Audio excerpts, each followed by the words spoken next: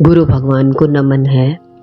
देखिए, हम सबको शांति चाहिए, शरीर से भी और मन से भी। शरीर स्वस्थ रहे और मन शांत रहे। पर हमारे जीवन में हम देखते हैं कि भगवान की कृपा से सारी चीज है, घर में सब कुछ चीज उपलब्ध है, फिर भी मन की शांति नहीं है। उसका क्या कारण है? उसकी खोज में ही व्यक्ति इधर उधर जाता है मन की शांति पाने के लिए। सबसे पहले हम ये देखें कि भगवान ने हमें धरती पर भेजा क्या करने के लिए? एक प्ले करने के लिए। हर एक व्यक्ति को अपने अनुसार रोल मिला हुआ है, जैसे राम और रावण का, कृष्ण और कंस का। ऐसे ही इस धरती पर आए तो हर एक व्यक्ति को अपना रोल अदा करना है। हम घर की ही व्यवस्था को लेते हैं कि एक व्यक्ति को घर में बहुत सफाई पसंद है और बच्चे सफाई वाले नहीं हैं। आप सफाई करके चुके हो, थोड़ी सी देर में बच्चे उस जगह को अस्त व्यस्त कर देते हैं, तो हमारा मन क्या हो जाता है? डिस्टर्ब हो जाता है। हम परेशान हो जाते हैं कि हम सारा दिन लगे हैं, हमने ये सारा दिन काम किया और इन्होंने 2 मिनट में बखेर दिया। गुरु हमें समझाते हैं, देखिए, उनको अपना रोल मिला है और आपको अपना मिला है। राम को अपना रोल मिला था, रावण को अपना। सबने अपने अपने रोल अदा किए। ऐसे ही हमें भी घर में रोल मिले हैं। हम देखें क्या हम रोल में पूरे हैं? हमें क्या चाहिए? हम धरती पर आए और हमें अपने आप में अपनी छवि को बनाना है। तो हमारी छवि अच्छी होनी चाहिए या बुरी? छवि अच्छी चाहिए तो हमारा रोल कैसा होना चाहिए? जो हमें सामने जो काम मिला है उस काम को हम बहुत अच्छे से पूरा करें। देखिए, हम किसी से भी उम्मीद लगा लेते हैं कि मैंने इस व्यक्ति से इतनी उम्मीद करी पर मेरी उम्मीदों पर पानी फिर गया। मुझे तो लगता था कि ये मेरा बहुत साथ देंगे। ये आपकी सोच है। आपकी सोच ने सोचा कि दूसरा व्यक्ति मेरा पूरा साथ दे, पर दूसरा व्यक्ति तो अपने अनुसार काम कर रहा है। देखिए, हम देखते हैं कि बच्चे अपनी जॉब पर जाते हैं, अपने बिजनेस पर जाते हैं, और हस्बैंड को देखते हैं वो अपनी जॉब पर जाते हैं। दोनों का काम अलग अलग है, दोनों का अपना अपना रोल है। एक जैसा रोल कोई भी नहीं कर सकता। गुरु के ज्ञान से हमें क्या मिला, ये हम ही जानते हैं कि गुरु ने क्या सिखाया। सत्संग से बहुत कुछ जानकारी मिलती है और हम अपने जीवन को बहुत अच्छा बना सकते हैं। देखिए, घर में सबको अलग अलग रोल मिला है। सास को अपना रोल मिला है, बहू को अपना मिला है, और बच्चों को अपना मिला है, हस्बैंड को अपना मिला है। घर में यही मेंबर होते हैं, सब अपना अपना काम कर रहे होते हैं, पर हम डिस्टर्ब कब होते हैं? जो व्यक्ति आपसे अपोजिट काम करे तो उसमें हम डिस्टर्ब होते हैं। आपने देखा होगा, कभी स्टेज पर व्यक्ति खड़ा होता है, एक बार एक व्यक्ति राजा बनकर आ रहा है, थोड़ी सी देर में आप देखते हैं कि एक भिखारी बनकर आ रहा है। भिखारी ने अपना रोल किया, सुदामा जी ने अपना रोल किया, और भगवान कृष्ण ने अपने राजा का रोल किया। दोनों के रोल तो उसी स्टेज पर थे। क्लैपिंग करने वाले सामने थे। अब क्लैपिंग करने वाले ने तो क्लैपिंग करी, और राजा जो बने हुए हैं उन्होंने राजा वाले विचारों को व्यक्त किया, और जो गरीबी में दिखाना है तो उसने गरीबी का रोल किया। अब एक व्यक्ति भी ये तीनों रोल कर सकता है। पर आप राजा बन सकते हो, थोड़ी सी देर में आप दूसरी ड्रेस पहन करके गरीबी का रोल कर सकते हो। ऐसे ही ये भगवान का रंगमंच है। हमने इस रंगमंच पर क्या करना है? भगवान एक से अनेक होकर के इस धरती पर आए और सबने अपना रोल अच्छा किया, पर अवार्ड किसको मिलेगा? जिसने अच्छा किया होगा। अब हमने देखना है कि हम भी अपने घर में अपने रोल को अच्छे से निभाएं। कैसे? जैसे मां का रोल मिला है तो मां का क्या काम है? सेवा करना, खिलाना पिलाना, ध्यान रखना। हम अपने रोल में पूरे रहें। और बच्चों का काम क्या है? इधर उधर सामान को फेंक देना। आप अपने रोल में अच्छे रहेंगे तो आपको देख करके तो व्यक्ति कभी सुधर सकता है। हम किसी से उम्मीद लगा के रहेंगे तो हो सकता है वो उम्मीद हमारी पूरी ना हो। तो ज्ञान से हमें सारी समझ खुलती है कि हमें रोल जो घर में मिला है उस रोल को हम अच्छे से निभा रहे हैं। तो हमारा मन क्या कहता है कि ये व्यक्ति मैं जो सोच रहा हूं वैसा ही करे, या हम सोच रहे होते हैं कि बच्चे ऐसा करें। गुरु हमें एक ही बात कहते हैं, आप अपना काम अच्छे से करते चलो बस। आपका प्ले आपको क्या मिला है? आपको घर में अपने काम बहुत अच्छे से करने हैं कि आपको कभी कंप्लेन ना मिले किसी भी प्रकार की। देखिए, कोई भी शिकायत मिलती है तो हम क्या कहेंगे? कोई कमी रह गई होगी, तो हमारे अंदर में कोई कमी ना आए। तो यही चीज है कि हम अपने जीवन में उस कार्य को कैसे सफल करें। तो ये भगवान ने ये रंगमंच बना दिया। धरती पर भगवान एक से अनेक होकर आए और आकर के अपने अपने सब प्ले कर रहे हैं। आपने कभी भी किसी से उम्मीद नहीं लगानी है। क्या उम्मीद नहीं लगानी है? कि ये व्यक्ति मैं जैसे कहूं कि मैं सफाई रखती हूं तो ये भी ऐसे ही रखे। अब उसको तो क्या प्ले मिला है? उसे क्या मिला है? बखेरने का, इधर उधर सामान रखने का। और हमें काम क्या मिला है? उस सामान को सेट करने का। तो हमने कभी भी किसी के दुर्गुण नहीं देखने, मतलब कमी नहीं देखनी। जब हम किसी में कमी नहीं देखेंगे, हमारी कमी वाली दृष्टि खत्म हो जाती है, तो हमारी दृष्टि अपने आप में अच्छी हो जाती है। अच्छी दृष्टि का व्यक्ति क्या करेगा? सबको अच्छा ही देखेगा। तो सत्संग से सबसे बड़ी समझ तो ये डेवलप हुई कि हमें जो रोल मिला है हम अपना काम पूरा करते चले। बहुत सारे काम मिलते हैं। देखिए, कभी किसी के कुछ कर्म दिखाई भी दे जाते हैं तो हमारे विचार खराब हो जाते हैं।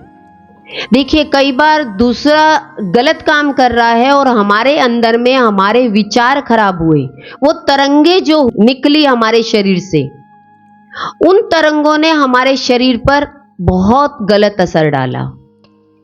हमारा नुकसान कैसे होता है? हम सामने वाले व्यक्ति को गलत दृष्टि से देखते हैं तो सबसे पहले हमारे शरीर में पेन होना शुरू हो जाता है। हम कहते हैं कि सुबह सुबह उठे और हमने देखा कि शरीर में दर्द हो रहा है। किसी को कान में दर्द है, किसी को आंख में है, किसी को शरीर में है। उसका कारण क्या है? आपके अंदर में जो आपने उम्मीद लगा रखी थी वो उम्मीद पूरी नहीं हुई, तो वो तरंगे आपको दुख दे गई। जो हमारे पेन होता है उसका कारण यही होता है कि हम किसी से उम्मीद कर बैठे, एक्सपेक्टेशन कर ली, और वो अटैचमेंट क्या करेगी? वो व्यक्ति हटेगा तो आपको दुख मिलेगा। तो कहा कि अटैचमेंट कितनी होनी चाहिए? जितनी जरूरत हो। जितनी जरूरत हो उस व्यक्ति के साथ उतना ही संबंध रखो। तो उन नेगेटिव तरंगों ने हमारे शरीर में रोग पैदा कर दिए। जैसे किसी को बीपी हो गया, किसी को शुगर हो गया। अचानक पता लगा कि ये बीमारी हो गई, पर ये बीमारी आई कहां से? हमारी एक्सपेक्टेशन से, हमारी इच्छाओं से। हमने लगा लिया किसी को कि ये व्यक्ति मेरे काम आएगा, वो नहीं आया तो आपके अंदर में वो वायरस, वो कहते हैं ना, वो एसिड बनना शुरू हो गया। और वो एसिड क्या किया? आपके शरीर को खा गया। फिर धीरे धीरे जब हमारे इस शरीर पर असर पड़ता है तो बाहर भी इसका असर पड़ता है। देखिए, बाहर असर क्यों पड़ता है? तो अपने जीवन में देखिए, आप किसी के बारे में सोच रहे हो कि जो व्यक्ति मुझे याद आ रहा है, भगवान याद आ रहे हैं या भगवान का दृश्य दिखाई दे रहा आपको कि भगवान ने सपने में हमें दिखाई दिया कि भगवान ये हमें दे रहे हैं। अब भगवान देने वाले भी होते हैं क्योंकि विचार तो आपके आया ही है भगवान का, पर आपके अंदर से नेगेटिव वायरस ने, नेगेटिव विचारधारा ने, उन तरंगों ने बाहर के तरंगों को भी खराब कर दिया, उनको भी अंदर एंट्री नहीं होने दिया, क्योंकि वो एसिड बाहर की तरफ आया, वो व्यक्ति तो आता है पर आपका वायरस उसको अंदर एंटर नहीं करने देता। इस बात से समझ में आ रही है हमें क्या कारण है? बाहर से हमें सारी चीज मिलने वाली होती है और वो चीज हमें नहीं मिलती।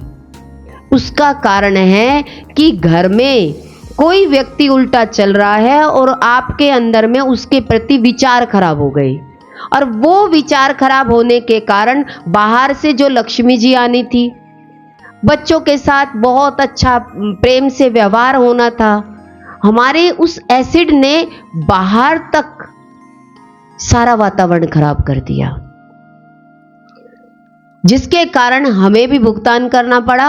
और बाहर जिसको आना है, जिस चीज को आपके दरवाजे पर आना है, वो चीज भी आपके अंदर में प्रवेश नहीं कर पाई। उसका कारण क्या था? उसका कारण क्या था? उसका कारण था आपकी सोच कि सामने वाला व्यक्ति मेरे अनुसार काम करे। सामने वाले व्यक्ति को तो जो कर्म मिला है वो वही काम करेगा। डॉक्टर अपना काम करेगा, इंजीनियर अपना काम करेगा। हम देखते हैं हमारे घर में कोई चीज खराब हो जाती है तो प्लम्बर वाला आता है, तो नल का काम कौन करेगा? प्लम्बर करेगा। हम कहें कि नहीं नहीं तुम ये काम, तुम दूसरा काम कर लो, ये काम हम किसी और से करा लेंगे, वो क्या कहेंगे कि हम दूसरा काम नहीं कर सकते, हमारे को यही काम आता है। तो भगवान ने उसे कौन सा काम करने को दिया? जो उसको आता है। तो भगवान ने प्ले जो करने को दिया वो वही तो करेगा। देखिए कई बार किसी बच्चे को राजा बना के खड़ा कर देते हैं तो कहते हैं सब व्यक्ति सामने से ताली बजाते हैं तो बच्चा खुश होता है। दूसरी बार उसे प्ले करने को दिया जाता है तो उसे गरीबी का दिया जाता है। तो गरीब व्यक्ति को बाहर से कोई व्यक्ति बुरी तरीके से करेगा, डांट के बोलेगा, तो उसके अंदर में क्या भाव आएगा कि मेरे को ये डांट के क्यों बोल रहा है। उसको उसी समय याद आ जाता है कि भगवान ने या मुझे ये प्ले करने को मिला है, ये खाली नाटक है, ये सच में नहीं है। ऐसे ही हम अपने जीवन में देखें कि कोई व्यक्ति हमसे बुरी तरीके से करता है तो उस व्यक्ति को बुरी तरीके से काम करने का रोल मिला है तो वो वही करेगा। पर हमें ज्ञान से, गुरु के ज्ञान से उसी समय समझ में आ जाए कि ये मेरे साथ प्ले कर रहा है, तो हमारी समझ के आगे भगवान की समझ लगा दो कि भगवान की यही कृपा है। तो उसी समय हमें गुरु का सत्संग याद आ जाए। सत्संग क्यों जरूरी होता है? रोज सत्संग में एक ही बात समझाई जाती है, क्या? सब कुछ भगवान बना है, सब कुछ जड़ और चेतन, सब में परमात्मा वास करते हैं। पर हम भूल जाते हैं कि भगवान सामने से ये प्ले कर रहा है, हमें याद नहीं रहता। तो कोई व्यक्ति सामने से बुरी तरीके से बोले तो उसी समय हमारे अंदर में ये भाव उत्पन्न हो, हमने कौन सा रोल करना है? भगवान इसकी आत्मा को शांति दे, भगवान इसके मन को शांति दे, इसके घर में सुख और समृद्धि आए, तो अंदर में हमारे अच्छे विचार शुरू हो जाए। वो बुरे विचारों में इतना मजबूत है तो हम अच्छे विचारों में क्या मजबूती लाएंगे? पर हमें ये ध्यान रखना है कि कोई भी बुरी तरीके से बोलता है उसी समय अलर्ट और अवेक हो जाओ। अब मेरा रोल आएगा तो मुझे क्या करना है? भगवान इसके घर में सुख और समृद्धि आए। तो अपने प्ले में क्या चाहिए? अवार्ड चाहिए। अवार्ड चाहिए तो भगवान हमारे लिए कैसे खड़े होंगे? हमारा नाम रोशन करेंगे कि भगवान का ही तो नाम रोशन होगा। तो आशीर्वाद कैसे मिलता है? आप उसी समय अपनी समझ को डेवलप कर लें। देखिए, एक बार नारद मुनि भगवान विष्णु के पास आए। वो सारा दिन क्या करते थे? नारायण नारायण। तो भगवान विष्णु से कहने लगे कि मैं आपका सारा दिन नाम जपता हूं, नारायण नारायण करता हूं, तो मेरे अलावा तो कोई ऐसा भक्त नहीं होगा जो आपका नाम हर समय लेता हो। भगवान चुप रहे, सुनते रहे। पर भगवान ने थोड़ी सी देर बाद एक कहानी के रूप में समझाया। कहा कि एक गांव में एक किसान खेती करता है और वो पूरा सुबह सुबह जब वो खेत में बीज डालता है तो सबसे पहले वो भगवान का नाम लेता है। क्या कहता है? राम राम। भगवान, जो तुमने मुझे काम दिया है वो काम आप कराएंगे। और फिर वो दोपहर तक अपना काम करता है। दोपहर में अपना भोजन प्रसाद करता है तो उस समय में फिर भगवान का नाम लेता है। कहता है कि भगवान, अब तूने मेरे लिए भोजन प्रसाद भेजा है, मैं इस भोजन प्रसाद को ग्रहण करूं। तो भगवान का नाम लेके फिर बोले राम राम।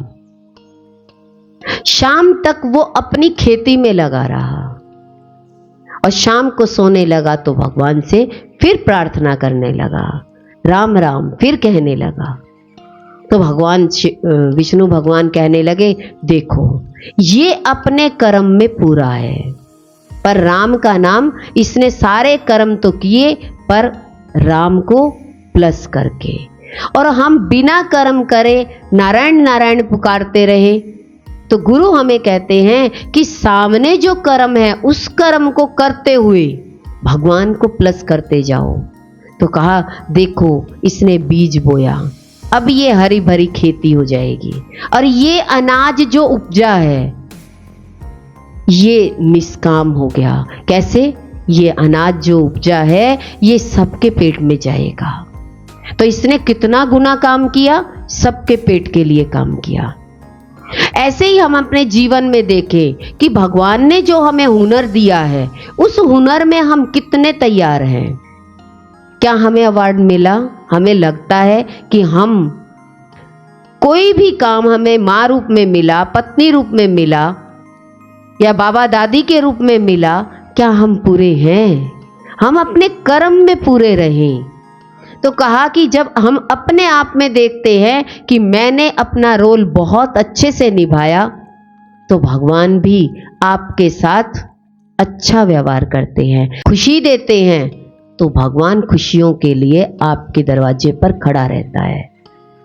तो इसीलिए हमें कभी भी अपने रोल को बदलना नहीं चाहिए कि सामने वाला व्यक्ति बुरी तरीके से कर रहा है तो मेरा जो काम है मैं वही काम करूं। जिसको स्पीच देने का काम होता है तो वो क्या करेगा? वो अच्छी स्पीच देगा। तो ऐसे ही हमें भी जो रोल मिला है इस संसार में तो हम कौन सी स्पीच देंगे? भगवान वाली। जो गुरु ने हमें दिया है वही व्यवहार, वही शब्द हम बोलेंगे जो गुरु ने हमें सिखाए हैं। जब हम अच्छी संगत में बैठते हैं, सत्संग में बैठते हैं तो हम लक्ष्मी जी का आह्वान करते हैं। तो जैसे ही हम पुकार देखें लक्ष्मी जी भी अंदर में क्यों आती है? भाव आया लक्ष्मी जी की पूजा करें, इसका मतलब वो दरवाजे पर आना चाहती है, तभी तो भाव आया है।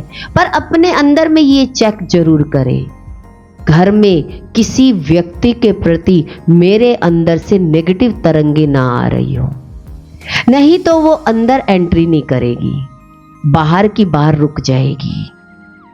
तो ये अंदर की तरंगे हमें दुख देती है। कैसे? अंदर भी हमारे शरीर को भी कष्ट पहुंचाती है और बाहर भी अच्छी चीजों को आने से रोकती है। तो सबसे पहले सत्संग से हमें क्या सीखना है? गुरु ही हमारे अच्छे संकल्प करवाते हैं कि हमारे घर में रहते हुए हमारे विचार खराब ना हो, और जब सत्संग में जाते हैं तो हमारे विचार शुद्ध हो जाते हैं, पवित्र हो जाते हैं। और वे पवित्र विचार सब कुछ दरवाजे पर आ जाते हैं। लक्ष्मी जी भी, ऐश्वर्य भी, मान सम्मान भी उसके जीवन में आना शुरू हो जाता है। तो कोई व्यक्ति के जीवन से कुछ चीजें चली जाती हैं, उसका कारण यही होता है कि हमने अच्छा रोल भगवान ने हमें प्ले करने के लिए दिया था, हमें समझ में आ गई तो हम अच्छा रोल ही करेंगे। तो ये ध्यान रखना होगा कि हम हर रोल में अच्छा हो, कि हमारे जीवन में कभी भी वो तरंगे हमारे जीवन में ना उठे कि हम कहें कि इसका नुकसान हो। ये समझ में आती है सत्संग से। सत्संग से सारे शब्द ठीक हो जाते हैं, सारे विचार ठीक हो जाते हैं, तो वहां सब कुछ, सारे देवी देवता वास करना शुरू कर देते हैं।